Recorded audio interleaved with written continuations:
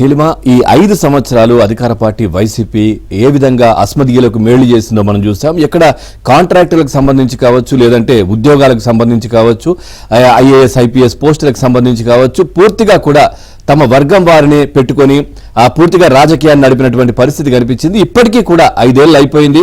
మరికొద్ది రోజుల్లో ప్రభుత్వం కూడా మారే పరిస్థితి కనిపిస్తా ఉన్న నేపథ్యంలో కూడా ఇప్పటికి కూడా సిఎస్ జవహర్ రెడ్డి అదేవిధంగా అస్మదీయులకు మేళ్లు చేసే విధంగానే వ్యవహరిస్తున్నారనే విమర్శలు కూడా వస్తా ఉన్నాయి. ముఖ్యంగా యూపీఎస్సీకి సంబంధించినటువంటి దానికి సంబంధించి రైట్. దీనికి సంబంధించి యూపీఎస్సీ కూడా ఇంటర్వ్యూలకు సంబంధించి ఒక డేట్ ఇస్తే దాన్ని కూడా ఆయన మార్చేసి మాకు అప్పుడు కుదరదు అని కూడా చెప్పడం జరిగింది.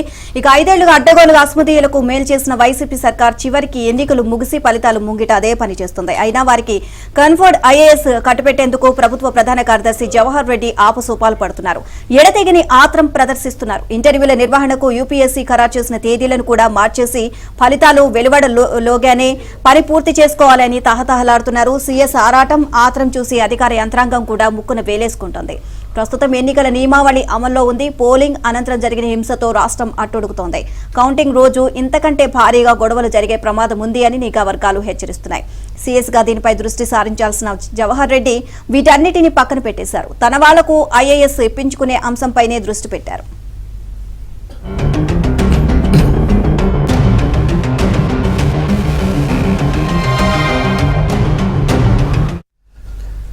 దేశవ్యాప్తంగా ఎన్నికల కోడ్ అమల్లో ఉన్నందున ఇప్పుడు కొత్త పోస్టింగులు ఇవ్వడానికి లేదు. దీనిని దృష్టిలో పెట్టుకుని యూపీఎస్సీ కన్ఫర్డ్ ఐఏఎస్ పదోన్నతులకు సంబంధించిన ఇంటర్వ్యూలను జూన్ 7న నిర్వహించాలని నిర్ణయించింది. కానీ 4న ఎన్నికల ఫలితాలు వెల్లడవనున్నాయి. ఆ తర్వాత రాజెవరో బంటెవరో తెలియదు. తమ వాళ్లకు ఐఏఎస్ దక్కుతుందో లేదో తెలియదు. అందుకే ప్రభుత్వం మారేలోపే పని పూర్తి చేసుకునేందుకు జవహర్ రెడ్డి ఆరాటపడుతున్నారు. ఎన్నికల కోడ్ నేపథ్యంలో ఇంటర్వ్యూలు జూన్ 7వ తేదీని నిర్వహిద్దామని, ఆ సమయానికి ఢిల్లీలో అందుబాటులో ఉండాలని యూపీఎస్సీ లేఖలో స్పష్టంగా పేర్కొంది. దీంతో ఆయన యూపీఎస్సీ లేఖ రాశారు. జూన్ 4వ తేదీన ఎన్నికల కౌంటింగ్ ఉంది. ఆ తర్వాత 2 రోజుల పాటు మా షెడ్యూల్ బిజీగా ఉంటుంది. అందువల్ల 7వ తేదీన నిర్వహించే ఇంటర్వ్యూలకు రాలేకపోవచ్చు. ఇంటర్వ్యూలు మే చివరి వారంలో లేదా మే 31వ తేదీన పూర్తి చేద్దామంటూ యూపీఎస్సీకి ఉచిత సలహా ఇచ్చారు. జవహర్ రెడ్డి స్పందన వెనుక ఉద్దేశాలు సుస్పష్టం. ఈ లేఖను పరిశీలించిన యూపీఎస్సీ సూటిగా ఘాటుగా సమాధానం పంపించింది. జూన్ 6 వరకు ఎన్నికల కోడ్ అమల్లో ఉంటుంది. మే నెలలో ఇంటర్వ్యూలు చేయడం కుదరదు అని సీఎస్ కు స్పష్టం చేసింది. దీంతో సీఎస్ కు ఇప్పుడు దిక్కుతోచడం లేదు.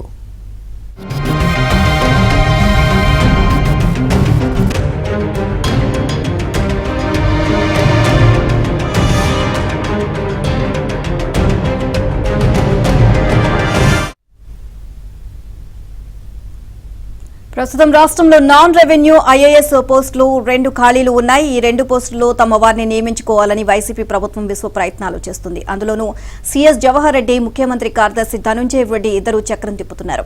ఈ 2 పోస్టుల కోసం నోటిఫికేషన్ ఇప్పటి నుంచి ప్రభుత్వం అత్యంత రహస్యంగానే వ్యవహరిస్తోంది. ఇక ఈ ఏడాది ఫిబ్రవరి 8న జీఏడీ 2 పోస్టుల భర్తీకి గుట్టుగా నోటిఫికేషన్ జారీ చేస్తుంది. ఇదే అంశానికి సంబంధించి మరింత సమాచారాన్ని మా కరెస్పాండెంట్ సత్యాన్ని అడిగి తెలుసుకుందాం. సత్య, ఓవరాల్ గా దీనికి సంబంధించి అప్డేట్స్ ఏంటి?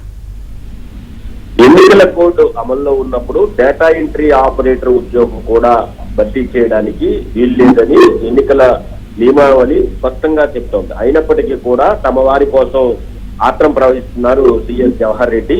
ముఖ్యంగా ఈ కన్ఫర్డ్ ఐఏఎస్ లకు సంబంధించి జాబితాను గతంలోనే సిద్ధం చేసినప్పటికీ కాస్త ఆలస్యం కావడంతో కోడ్ వచ్చిన తర్వాత వాటిని పంపించిన పరిస్థితి అయితే ఉంది. ఇచ్చినటువంటి జాబితాలో కూడా 8 మందిలో 5గురు కడప జిల్లాకు చెందిన వారు, వీరిలో కూడా ఒకే సామాజిక వర్గానికి చెందిన వారు ఉన్నట్టుగా కూడా మనకు సుస్పష్టం అవుతోంది. అదేవిధంగా కోడ్ ఉందని తెలిసి కూడా యూపీఎస్సీకి సీఎస్ లేఖ రాశారు. ఇమీడియట్ గా ఇంటర్వ్యూలు నిర్వహించాలని విజ్ఞప్తి చేశారు. దీంతో యూపీఎస్సీ వచ్చే నెల 7వ తేదీన ఇంటర్వ్యూలకు సంబంధించి షెడ్యూల్ ఖరారు చేసింది. అయితే ఈ ఎన్నికల ఫలితాలు వచ్చాక తాము చాలా బిజీగా ఉంటాం కాబట్టి ముందే ఈ షెడ్యూల్ ను ఇవ్వాలి అని చెప్పేసి కోరిన పరిస్థితి అయితే ఉంది. దీని వెనక సీఎస్ అసలు ఉద్దేశం ఏంటో అందరికీ స్పష్టమవుతోంది.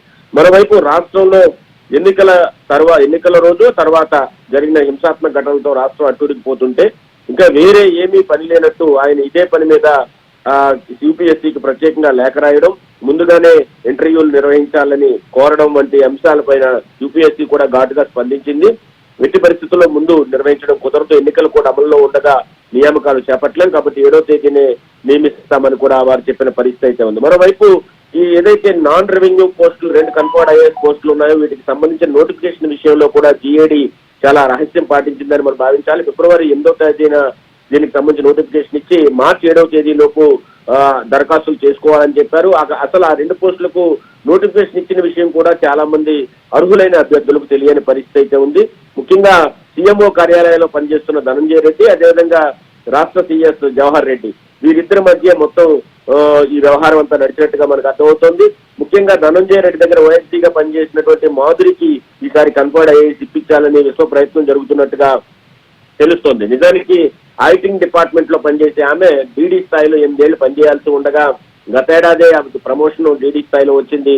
ఇమీడియట్ గా ఆమెకు ఎలా కన్ఫర్డ్ ఐఏఎస్ ఇస్తారనే ప్రశ్న అయితే నిజంగా అర్హులైనటువంటి అభ్యర్థుల్లో వ్యక్తమవుతుంది. వారంతా కూడా ఈ నియామకాల మూలంగా తాము తీవ్రంగా నష్టపోతామనే భావన కూడా వ్యక్తం చేస్తున్న పరిస్థితి అయితే ఉంది.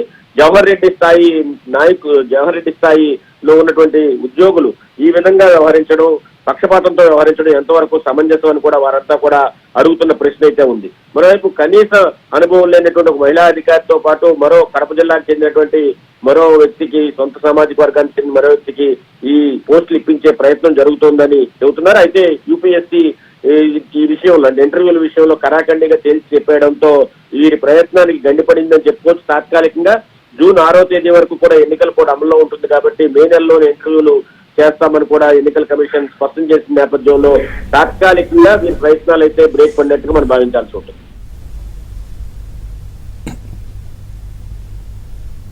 Right, thank you Satya.